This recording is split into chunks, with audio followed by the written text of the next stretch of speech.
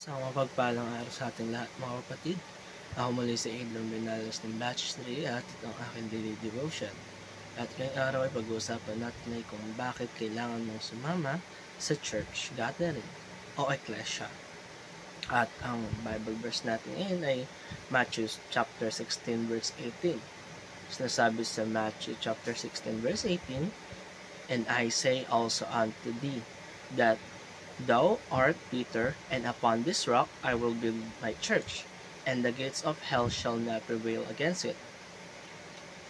Ang kahulugan ng salitang ecclesia ay isang Greek word na sinasabi assembly o gathering. Sa bagong tipan, ginagamit ito upang tukuyin ang pagtitipon ng mga mananampalataya. At tinatawag natin church, ngunit tandaan natin na ang church ay hindi isang strukturang gusali, kundi ito ay ang pagsasama-sama ng mga mananampalataya ni Kristo, ang mga taong kabilang sa katawan ni Kristo. Ano ang itinuturo ng salita ng Diyos patungkol sa Iglesia? Unang-una ay the church is the universal living body of Christ. Ang church ay hindi lang isang organisasyon, kundi isang buhay na katawan, ang katawan ni Kristo. Ang bawat isa sa atin na sumasampalataya kay Jesus ay bahagi ng katawan ng ito. Sabi sa 1 Corinthians chapter 12 verse 27, "Now ye are the body of Christ, and members in particular." Ibig sabihin, bawat isa sa atin na mananampalataya at tinanggap na si Jesus ay naging bahagi na nito, ay isang pribilehiyo at tungkulin na natin. Kalawa ay God calls His people to gather regularly. Hindi optional ang pagsama sa church.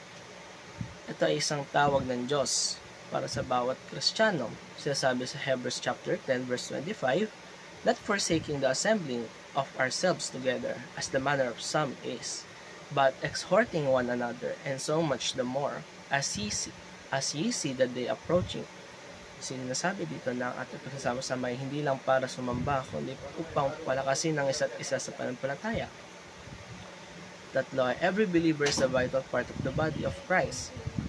Walang butil sa katawan ni Kristo. Maaring iba-iba ang ating kakayahan, ngunit bawat isa ay mahalaga.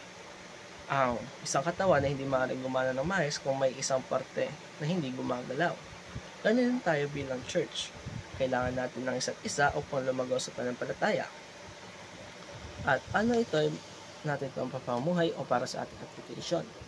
Unang-una ay never be a standalone Christian. May mga taong nagsasabi, Kristiyano naman ako, pero di na kailangan umattend ng church.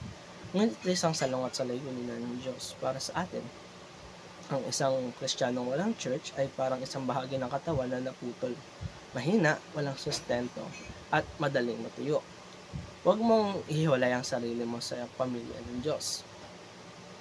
Kalawa ay gather regularly in small discipleship. Hindi sapat na matalan tayo ng lingguhang Sunday service.